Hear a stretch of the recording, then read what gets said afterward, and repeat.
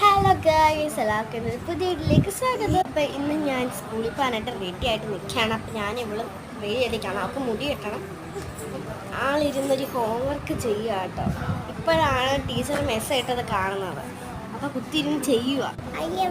Guys, ഞാൻ എൻ്റെ uniform കാണിച്ചായിരുന്നു. ഇതാണ് ഗായ്സ് എൻ്റെ യൂണിഫോം. ഇത് കോട്ട്, ഷർട്ട്, പിന്നെ പാൻറ്. ഇതാണ് എൻ്റെ യൂണിഫോം. ഇങ്ങനെ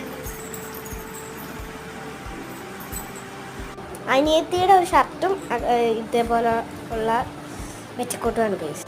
അപ്പോൾ ഗെയ്സ്, നമുക്കിനി വേറെ എന്തെങ്കിലുമൊക്കെ ചെയ്തുകൊണ്ടിരിക്കാം. 6 വേണ്ട, അതിനകത്ത് എസ് എഴുതണം. എസ് എഴുതടി അവിടെ.